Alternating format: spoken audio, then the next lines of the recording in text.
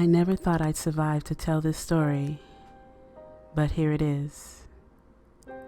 After driving for a few hours, my friend Steve and I stopped at a gas station. It was quite the desolate place, with neon lights illuminating a parking lot with no cars and no people. To the left and to the right, nothing but road for miles and miles. There was a single gas pump. I parked my van between faded white paint and looked back at Steve before going inside. Want anything? Marlboros, obviously. When I entered, I was hit by a foul odor, and the clerk was nowhere to be found. I went down the snack aisle and picked up a few things. This was the second stop during our road trip, and I'm not sure if Steve noticed, but with every stop we made, the places became more and more empty. It was like we were driving towards the edge of the world where there was no one. This place, this stop, was like the final level in a way. I slapped my items on the counter and tapped a rusty old bell for the clerk. I could see Steve growing impatient in the passenger seat of the van. He needed a smoke, and honestly, I did too after driving with him for hours. Sir? That startled me. Hey, just these, I said. The clerk scanned my items while eyeing me up and down like I was a mysterious newcomer to town. He looked out the glass entrance and noticed my friend in the van, eyeing him too. You guys heading down that road? Huh? His question caught me off guard. Lots of people head down there about this time of year, camping and whatnot. Just be careful now. Thanks, I said. Appreciate it. Also, give me one of those cigarette packs back there. Any is fine. The clerk towered over the counter, and I had to look up when I spoke to him. I know it's common, especially at gas stations, for employees to stand on top of something behind the cash register to make themselves look taller, so as to intimidate potential thieves. But that wasn't the case here. When he walked from around the counter to place a wet floor sign, he was just as tall. Okay, he said.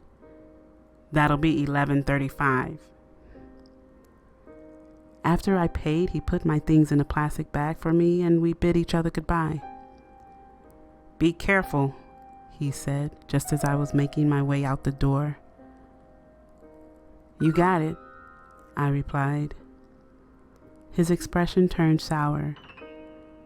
I'm not joking, boy. Be careful out there.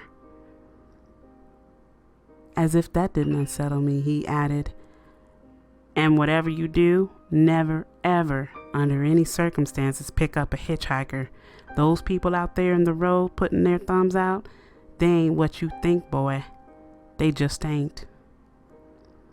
When I finally got back to the car, Steve was out taking a piss near the dumpster. He rushed back to the van, got inside, slammed the door shut, and yelled at me to hurry up and drive. What? What happened? What did you do, you idiot? I said. The clerk was chasing our van, and I could see him waving in my rearview mirror. He seemed really, really angry, and it probably had something to do with what Steve did. He caught me taking a piss outside at the back of the store, Steve giggled. And you couldn't just walk inside like I did to use the bathroom? We drove for another few hours down the road, but I just couldn't forget that clerk. His face and his voice and his stern warnings, they were stuck in my head. Matt, you okay? Steve asked. Yeah, why?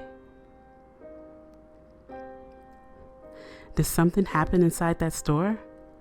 That old clerk was tall, wasn't he? When he started chasing me, I had to run with my pants still around my knees. He was so fast. I paused before answering. Well, yeah, he was a little weird. He seemed interested in keeping us safe, actually. Said to never pick up a hitchhiker. Aw, Steve began sarcastically. Thanks for the advice, old man, like we're stupid enough to do something like that. Right? I agreed. For the next few hours, we drove down the road in peace, and there wasn't a single hitchhiker in sight. I'm hungry, said Steve. It's 2 a.m. and we just ate a few hours ago. Yes, Matt, he quipped. We consumed gas station food. That's not real food, okay? Fine, I'll stop the car and we'll find a place to eat. Why? What do you mean, why? You just said you're hungry. Yes, but all you need to do is stop the car. Just park right over there. You don't need to look for a place to eat. I was confused. So, you just want me to park the car and then what? We have to find a diner or something, you idiot. No, we don't, Matt. Okay.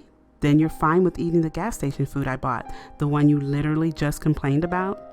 Because that's all we have in this car. What are you talking about, Matt?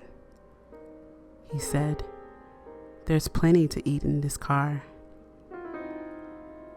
My mind went back to the store clerk the last time I saw him when I was pulling out the gas station. He was waving his arms in the air. He looked afraid for us. I doubt he was angry just because my idiot friend vandalized his walls with urine. No, that clerk looked utterly and sincerely afraid for me. I looked back to Steve, who was glaring at me. He put his fingers over his eyelids and slowly pulled his face off, like the mask that it was. That wasn't Steve. It grinned at me. Never pick up a hitchhiker.